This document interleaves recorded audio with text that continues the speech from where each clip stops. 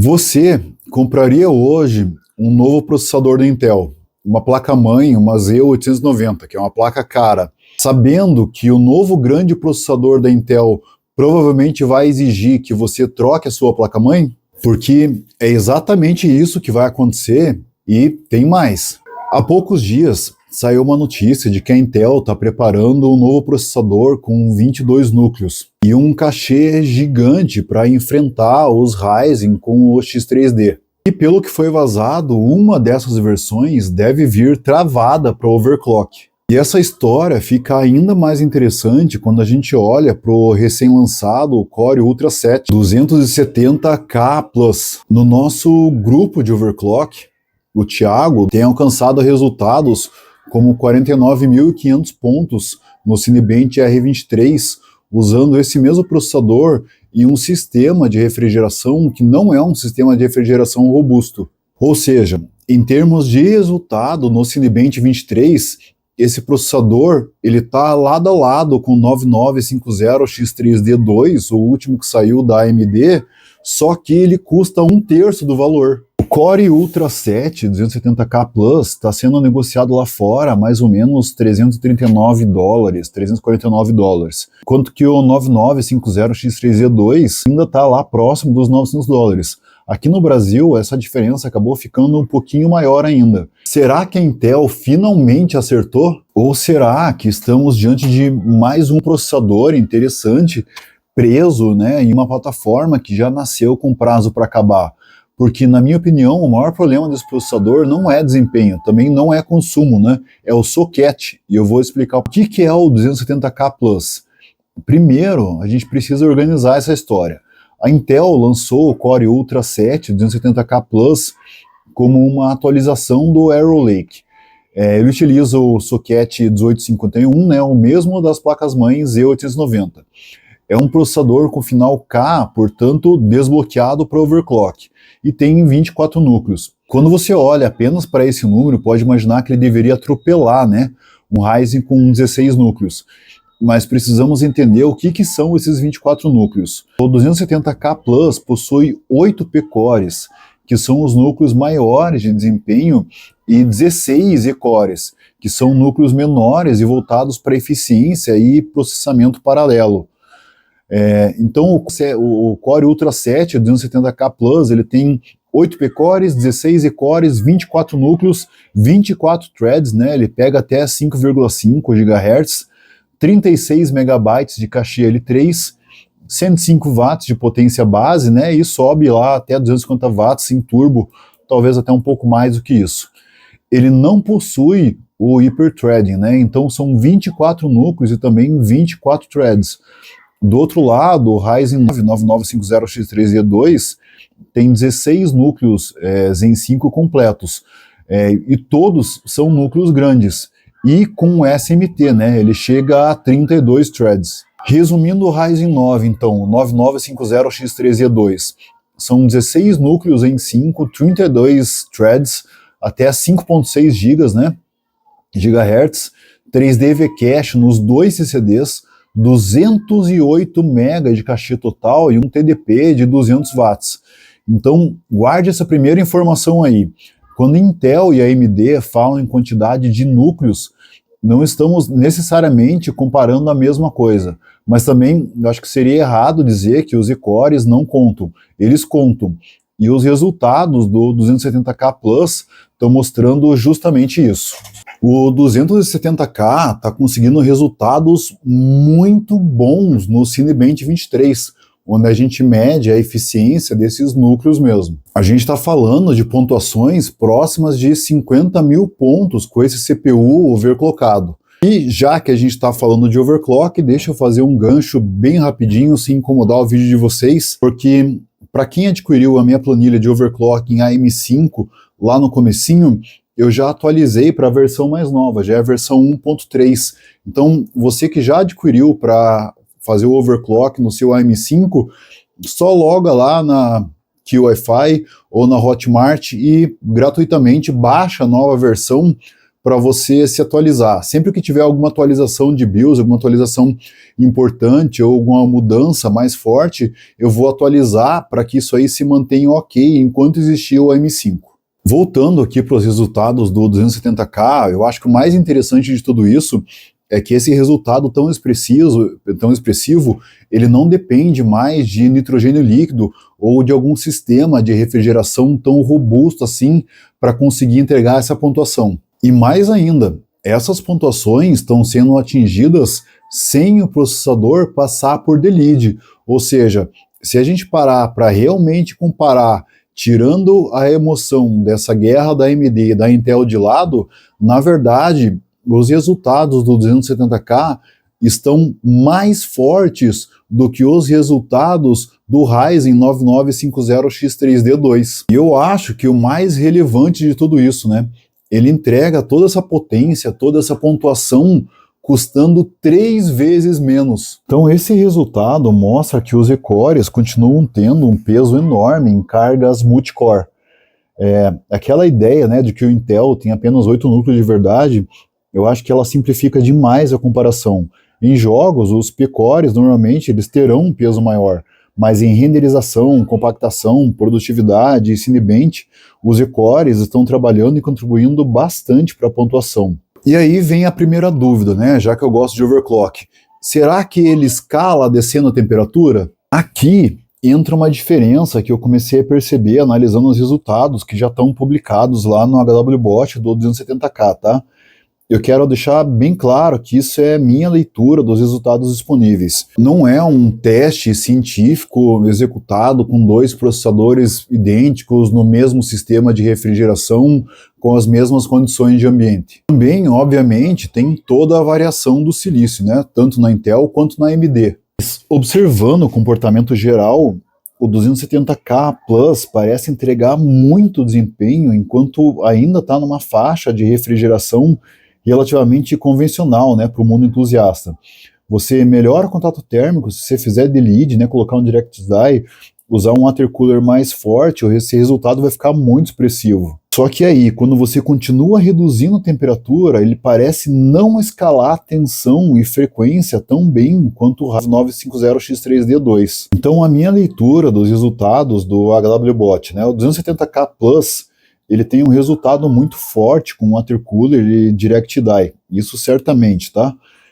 Tem boa eficiência inicial de overclock, parece encontrar uma parede, né, um pouquinho mais cedo do que o 9950X3D2, e uma resposta um pouquinho menor ao frio extremo. O 950X3D2, né, ele custa muito mais, e ele exige também uma refrigeração mais forte, porque ele vai um pouquinho mais longe. Ele parece aceitar mais tensão com temperaturas menores, e ele continua escalando melhor em chiller e sub-zero. Então você reduz mais a temperatura do Intel, tenta aumentar a tensão e buscar mais clock, mas o ganho começa a diminuir um pouquinho, parece existir uma parede. Já o 9950X3D2, pelo menos pelo comportamento que eu observo, responde melhor quando você oferece mais refrigeração. Quanto menor a temperatura, mais espaço ele parece oferecer para aumentar a tensão, sustentar a frequência, né, e transformar isso daí em pontuação. Eu tenho uma experiência prática muito forte com isso. No 9950X3D2, quando você começa a trabalhar com DirectDry, chiller, né, líquido em temperaturas realmente baixas, ainda você tem mais espaço para explorar. Não significa que seja fácil, né, muito menos seguro, mas o processador parece recompensar melhor a redução de temperatura. Então, para quem pensa em recordes, HWBot, chiller e projetos extremos, o AMD ainda parece oferecer um teto maior, mas agora vem o ponto que muda completamente essa conversa. E é um ponto que muda essa conversa e que eu acho muito importante. Veja assim, de quase 50 mil pontos para 50.500 pontos, ou alguns poucos exemplares, 51 mil pontos. A diferença em termos do que os 2 processadores estão entregando é muito pequena, ao passo de que a diferença de preço entre os 2 é gigantesca. Então, para quem é overclocker, para quem está brigando pelas primeiras posições do Mundial, aí tudo bem, você consegue explicar, você gastar 3 vezes mais por um processador que vai te entregar uma pequena diferença, simplesmente porque é um motivo específico de maior pontuação possível fazendo overclock. Agora, se você é um usuário comum, um usuário normal de computador, e você simplesmente quer um processador mais potente, fica muito difícil argumentar pelo custo muito mais baixo do Intel. Esse detalhe não dá para ser ignorado, sabe? O Ryzen é mais forte. Ele tem 16 núcleos completos, tem 32 threads, uma quantidade absurda de cachê e bem mais espaço para escalar com refrigeração extrema. Mas ele também está numa categoria de preço completamente diferente.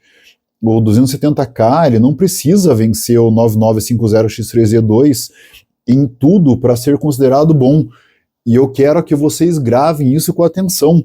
Pelo preço que custa o 270K, ele não precisa vencer o 9950X3D2. Ele consegue chegar próximo em algumas cargas, alcançar quase 50 mil pontos no Cinebench 23 e custa perto de 1/3 do valor.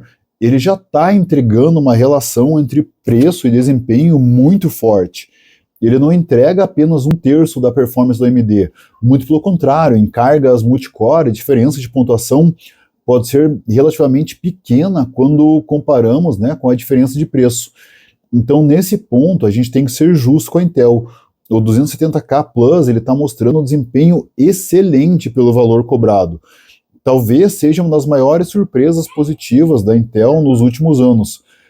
Só que essa vantagem de preço começa a ficar menos clara quando a gente lembra de uma coisa, né? A placa-mãe. O 270K, ela usa a LGA 1851. Esse socket aí chegou com a Arrow Lake, só que tudo está indicando que os novos processadores mais potentes da Intel vão de novo trocar de socket. A plataforma atual é o Arrow Lake Refresh, socket, o LGA 1851 e um chipset Z890. A próxima plataforma, né, que está saindo nos rumores, Nova Lake, socket 1954 e os chipsets Z970 e Z990. Isso significa que uma pessoa ele pode comprar agora um 270K Plus, investir em uma placa-mãe cara, né, e descobrir que o próximo grande salto de arquitetura da Intel não vai funcionar nessa placa. O LGA 1851 pode acabar recebendo apenas o Arrow Lake original e o Arrow Lake Refresh. Na prática, duas linhas extremamente próximas utilizando o mesmo socket.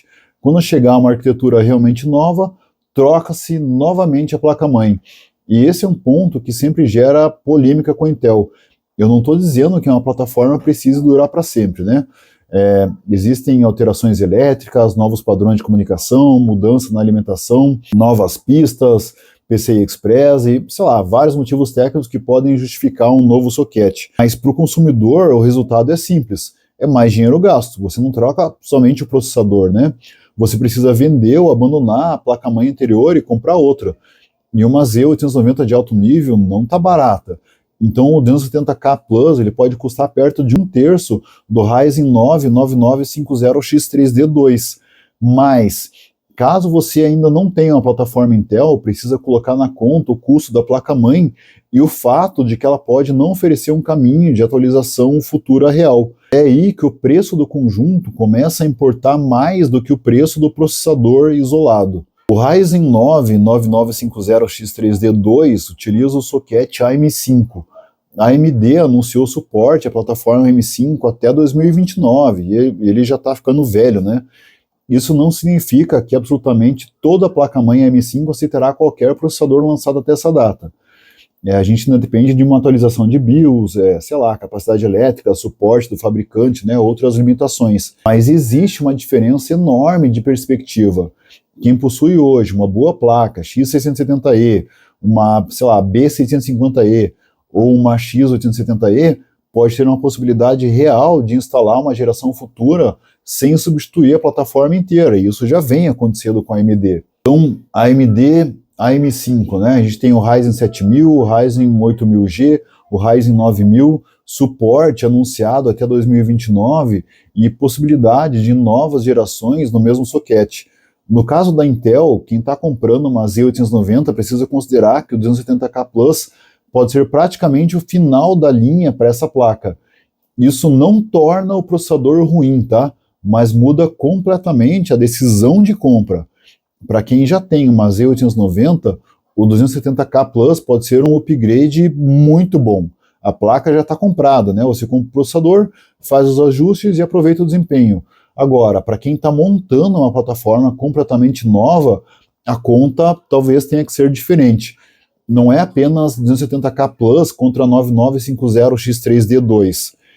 É o 270K Plus, placa Z890 e nenhuma garantia de upgrade, contra o 9950X3D2, uma placa M5 e uma plataforma com perspectiva bem maior de continuidade.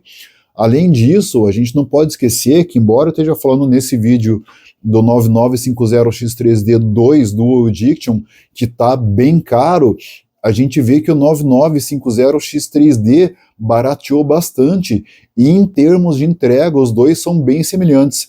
Eu já fiz um vídeo bem completo comparando os dois aqui no canal.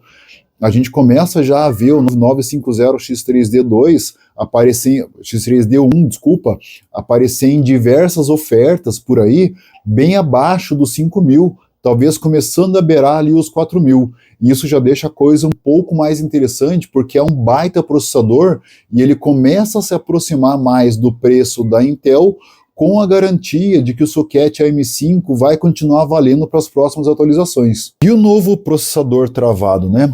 Agora a gente chegou ao vazamento que começou toda essa história.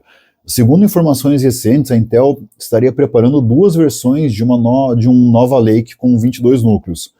A configuração seria de 6 P-cores, 12 cores e 4 núcleos de baixo consumo. Então, o Intel Nova Lake, né, que eles estão rumorejando aí, é 6 P-cores, 12 cores, 4 LP-cores, 22 núcleos no total, versão de 120 watts, né, desbloqueada, e versão de 65 watts travada. Uma versão teria 125 watts e seria desbloqueada para overclock.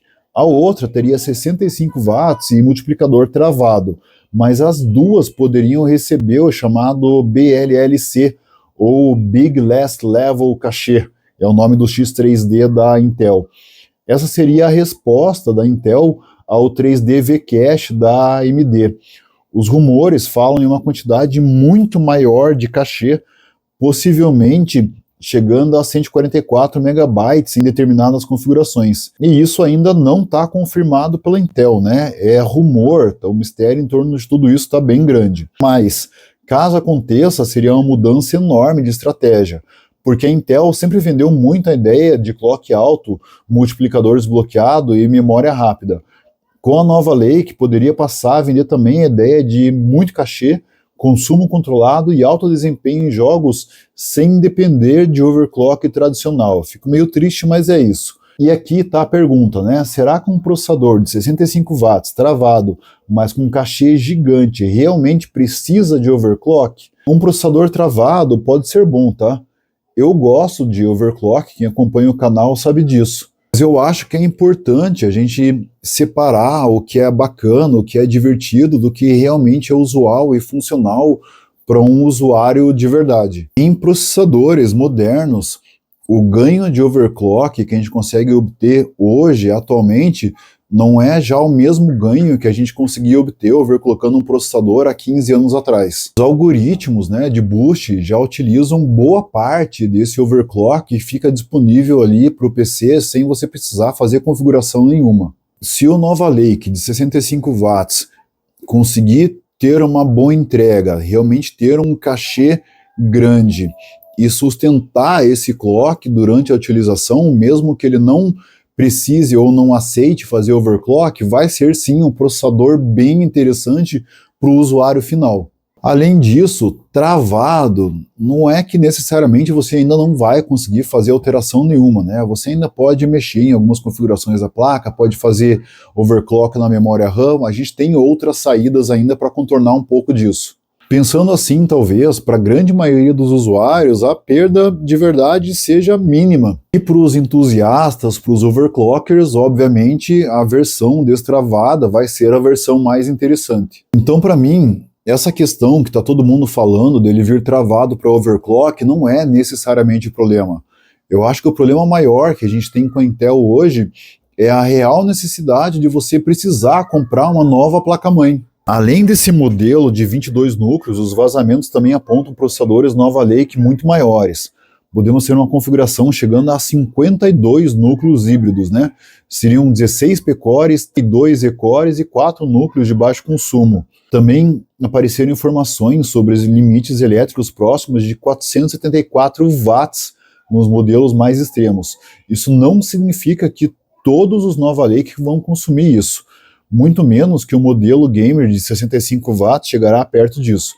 Esse limite ele seria voltado para os modelos Dual Tile, né, mais fortes, em cargas pesadas e multicore.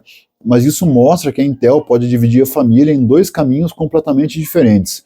De um lado, processadores de consumo controlado, cachê grande e foco em jogos.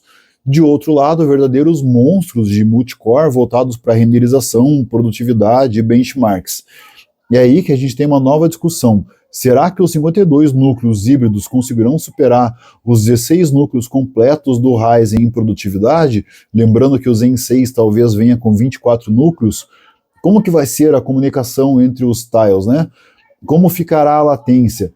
E, principalmente, quanto desse consumo poderá ser transformado em desempenho real? Para chegar à conclusão desse vídeo, eu acho que, de verdade, o 270K Plus ele é um baita de um processador, principalmente pelo custo dele. Em termos de resultado, ele está muito próximo do 950X3D2 e, sinceramente, ele até ultrapassa se você não utilizar uma refrigeração tão mais forte assim, onde o Ryzen consegue escalar um pouco mais. Eu acho que a gente precisa ser justo com a Intel, porque essa última entrega dela foi muito boa, por um preço muito acessível, e dá sim para a gente ter uma esperança de que os próximos lançamentos dela vão trazer alguma coisa boa e principalmente barata para a gente. Beleza? Vitor Overclocker, fico por aqui, um abraço para vocês e até a próxima.